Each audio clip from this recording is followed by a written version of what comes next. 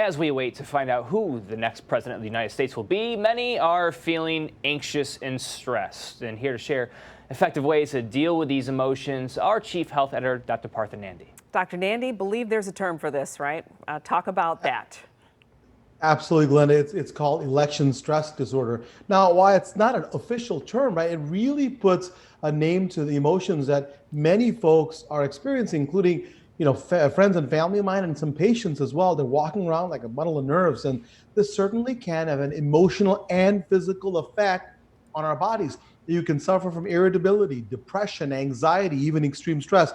Panic attacks, difficulty sleeping, and trouble concentrating are also signs of election stress disorder. It's been very, very intense, this race, and it's an historical one, so it's understandable, but we've got to realize that this can affect our bodies. So what are the best ways to manage post-election stress, Doc? So Brian, there are a lot of things people can do, but I have some favorite tips. Number one, turn your stress into productivity, right? So all the time we've got these to-do lists that are never ending. Tackle them.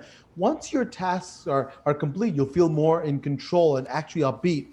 Also, try to curb the amount of media you consume. Not only watch WXYZ, right, and watch 7 Action News, but constant exposure can increase anxiety and really turn up your stress levels. And that's really important to understand. Also, get moving. Boost your dopamine levels and your mood with just 3 minutes of moderate to intense exercise. And of course, exercise longer if you can, but at least 3 minutes. Now, spend time in nature. We know that studies have shown that quiet time in green spaces or tree-lined paths, the weather's been awesome today, that can really improve mental health. And lastly, talk to family and friends, right? Choose loved ones will listen and be supportive. That really can help. And speaking of family, Dr. Nandi, I mean, we know relationships are really suffering because they don't support the same candidates. So what's your advice?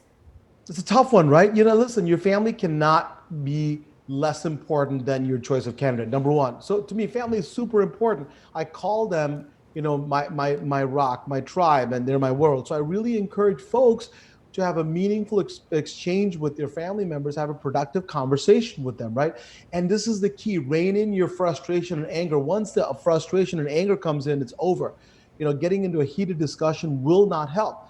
In my opinion, the best way to respond is with compassion, even though you may not agree. If you can't do that, then you got to set some boundaries around these type of political discussions so you don't destroy your relationship. But at the end of the day, you can be passionate, all of us are, but don't let your health be affected by it. And there are effective ways you can deal with this. Doc, feel free to send over any advice for journalists having to cover this thing too. Thanks, absolutely. Doc.